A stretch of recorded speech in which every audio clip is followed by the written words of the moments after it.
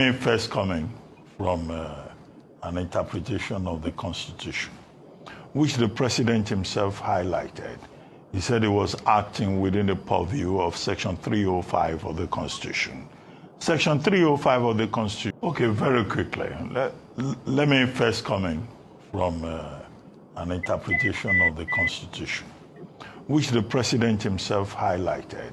He said he was acting within the purview of Section 305 of the Constitution. Section 305 of the Constitution explains the circumstances under which the President shall declare a state of emergency. And the conditions are properly stated. If the country is facing a threat of war or imminent war, is Nigeria facing the threat of war in Rivers State? That's one question.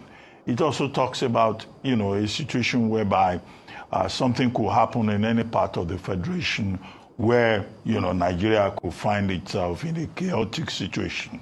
The President is required to act.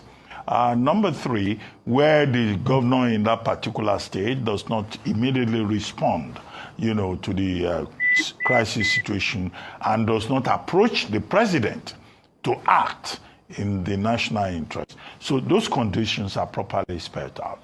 However, that same Section 305 says that the President, will give a proclamation which will be gazetted, and then will go to the National Assembly, and the National Assembly, if it's in session within, 48 hours, would act. If it's in recess, within 10 days, will act. If the National Assembly does not consider that particular proclamation, gazetted proclamation, valid, then it will vote otherwise. 2/3 majority of the two houses, the Senate and the House of Representatives. And if that happens, the decision is abated.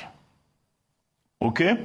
Now, because we are constrained by time, let me now say that Section 305, which the President quoted, is the operative principle. Now, let's look at what the President said. I think that the President has violated the Constitution, even within the purview of Section 305. And he has violated the Constitution because he was not properly advised to respect that section of the Constitution. In what regard did he violate that section of the Constitution? In fact, he acted as the dictator by saying that the administrator that he has appointed can make regulations and laws will be made for the Rivers State House of Assembly henceforth by the Federal Executive Council. The Federal Executive Council does not have such powers.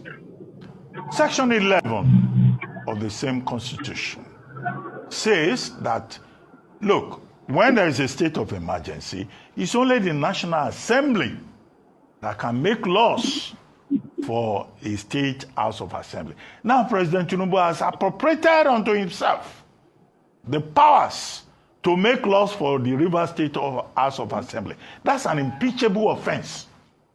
I don't know whether the National Assembly will have the courage either to reject his gazetted proclamation or to proceed on an issue of impeachment against him for violating the Constitution of the Federal Republic of Nigeria. Now, the other relevant portion of the Constitution is Section 188. Section 188 of the Constitution spells out how a governor can be removed from office. A governor cannot be removed from office by the proclamation of the President of Nigeria. It can only be removed if there is gross misconduct, as put as an allegation by the House of Assembly, and then the CJ is advised to form a panel of reasonable people, people of distinguished qualities in the state. And if that panel now decides, within the purview of Section 188, that those allegations are wrong, that puts an end to that process. The President has not followed that. he has acted unilaterally. Section 1, subsection 2 of the same constitution says that this country called Nigeria cannot be governed except by the provisions of the constitution. There is no provision in the 1999 constitution that says that the president of Nigeria can unilaterally remove a governor, remove the deputy governor, remove the legislature of a state in Nigeria. So again, that again proves that this is a violation of the constitution. I go to the third leg of my analysis, which is to say that who advised the president? The people who advise the president must be called to order. Lateef Fagbemi, SAN, is a very distinguished lawyer. I don't understand how Lateef Fagbemi, SAN, arrived at this advice. And I also say that retired Vice Admiral Ibokete Ibas, if he's a patriot and a citizen, he must reject this appointment, making him sole administrator of Rivers State, because it is a wrong appointment, and his own integrity has been called to order. Why is Yoruba like this? That name mentioned there. He must act as a citizen. Why are you destroying this man now? To say that he will not be party to the violation of the constitution. Now, what argument are they putting up? It has been said that, oh, Obasanjo did this when he was president. After all, he removed Dariye in Plateau, he removed Fayose in Ekiti. Look, at that time, Akinolu Jimi, SAN, who was Attorney General, was relying, I think, on the 1960 Constitution. The explanation that he offered, that the 1960 Constitution and the emergency, the Declaration of State Emergency Act of 1961, allowed the federal government to remove a governor or remove a legislature.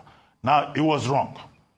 Because at the time he was making that statement, with due respect, the operative law in Nigeria was, either it was the 1999 Constitution.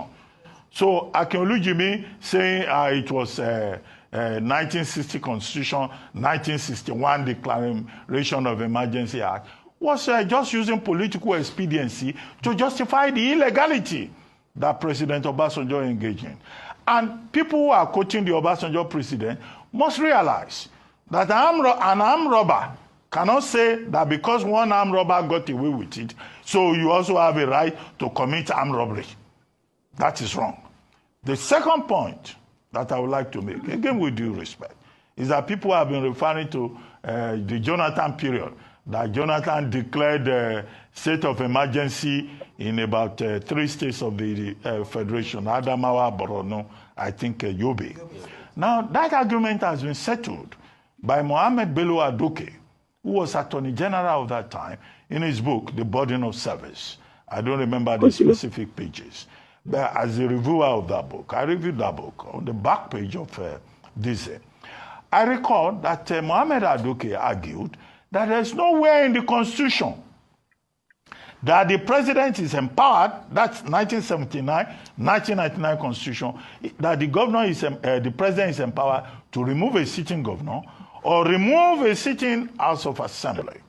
And that was why under President Jonathan, no governor was removed, no deputy governor was removed, no state House of Assembly was sacked, no local government chairman was even removed in those 3 states. So the people who are just making argument about president, they are speaking out of ignorance. And I recommend Adoke's book for them to find that explanation. Okay, very quickly. Let me first comment from an interpretation of the Constitution, which the president himself highlighted. He said he was acting within the purview of Section 305 of the Constitution. Section 305 of the Constitution explains the circumstances under which the president shall declare a state of emergency. And the conditions are properly stated if the country is facing. Let them go and read Adoke's book. Go and read a local advocate's book. Ẹ̀yin tèmi, mo dúpẹ́ lọ́wọ́ gbogbo yín. Ẹ darapọ̀. Ó dàbọ̀.